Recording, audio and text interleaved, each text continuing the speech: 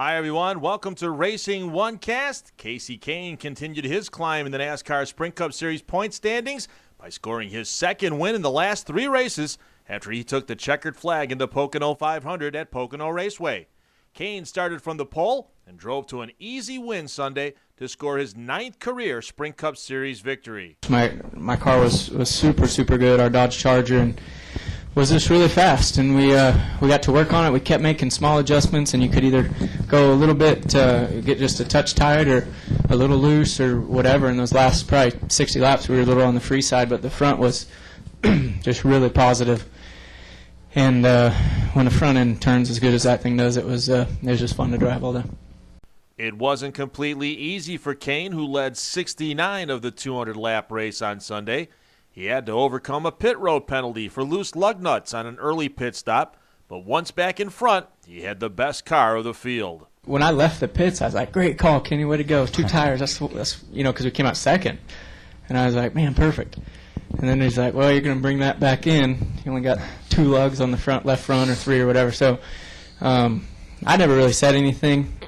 Kenny was pretty down, and I was like, "Man, it's the way it is. We'll do what we can and get back up there, and hopefully we'll have no problems." I was more worried about just, when you're back there, it's tough racing back there. It's tough racing all the way through these fields, and 20 to 30, that's a tough spot to be because everybody's racing so hard, and so just getting through there. But I could pull off. I could get under cars off of turn 1, beat them into the tunnel, and then I could pull under, probably from 15th to 40th, somewhere in there. I could pull under getting into 3 and run the normal line, the old line, and pass them. So, our Budweiser Dodge was just that good that I didn't have to run on that strip all day.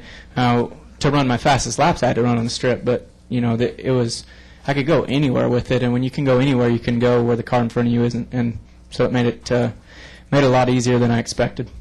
Brian Vickers finished second in the Team Red Bull Toyota for his best finish since joining the team. All around, the team's growing, getting better, stronger and better people are coming on board. The people are there that are getting stronger, and we're growing as a team. Toyota's, definitely stepped it up on the engines. I still feel like we have a little ways to go. The Hendrick cars were killing me on restarts, but I'm really proud of those guys. I want to give them credit where credit's due. Going back 1 year ago, how we were here on power, tremendous difference. Big gains.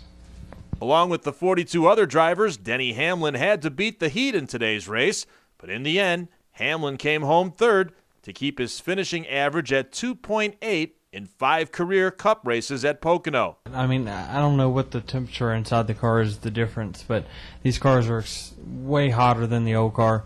The ventilation's not near as good, even though we have a bigger window, which doesn't make a whole lot of sense, but it just does. I just think the way that the exhaust runs, the way that the exhaust has to run in the car, it's closer to the floor pan, and that's going to make the car hotter itself. So, it's just this is the longest race I think I've ever been a part of for sure. It seemed like it took forever.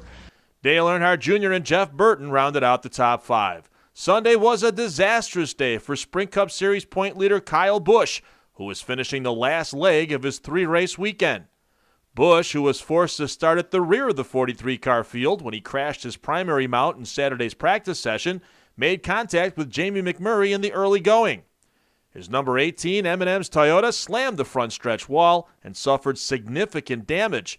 Busch finished 43rd, and his lead over Burton shrunk to 21.